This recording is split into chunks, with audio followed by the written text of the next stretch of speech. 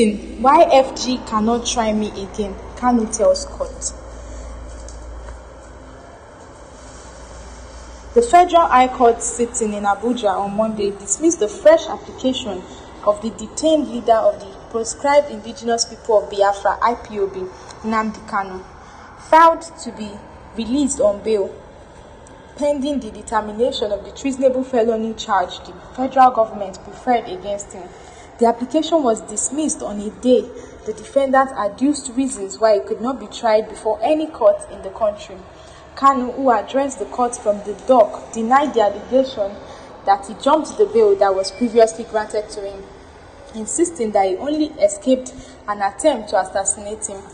According to the defendant, the government acted in breach of international treaties it entered into when it forcefully arrested him in Kenya and rendered him back to the country for the continuation of his trial. Earlier, before he addressed the court's trial, Justice Binta Onyako had in her ruling said she was not minded to exercise her discretion in favor of the defendant, whom she said jumped the initial bail the court granted to him. Justice Onyako noted that those that stood surety for the defendant had, after he escaped from the country, approached the court and applied to be discharged from the case. She held that the sureties in the applications claimed that they were not aware of the whereabouts of the defendant, a situation that forced the court to order the forfeiture of 100 million naira each of them deposited as bail bonds. According to the trial court, the issue surrounding the forfeited bail bonds is currently pending before the Court of Appeal. Besides, Justice Onyako held that having refused Kanu's request for bail on several occasions, the only option available to him was to take the matter before the appellate court. She further refused Kanu's request to be either transferred to prison custody or be placed on a house court arrest. However, the court ordered the Department of State Services (DSS) to always grant Kanu access to his team of lawyers, not exceeding 5 persons per on every visiting day. It ordered that Kanu must be given a clean place to consult with his lawyers at the DSS detention facility, adding that he must also be granted access to a doctor of his choice. Justice Onyako warned that any attempt by Kanu's legal team to file similar applications before the court will be regarded as a gross abuse of the judicial process. You have an option of appeal. Please exercise your right of appeal, the trial judge added.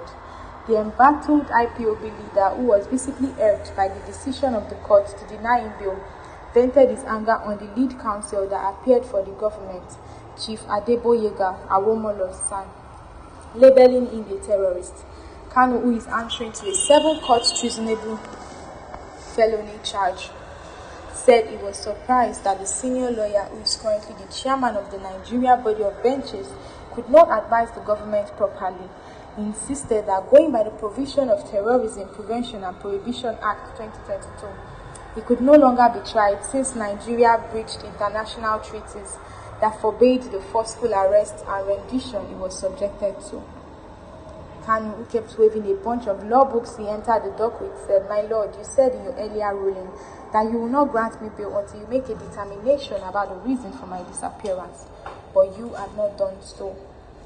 At this junction, the prosecution, Awomolo's son, tried to interject by asking Kanu's legal team to call him to order.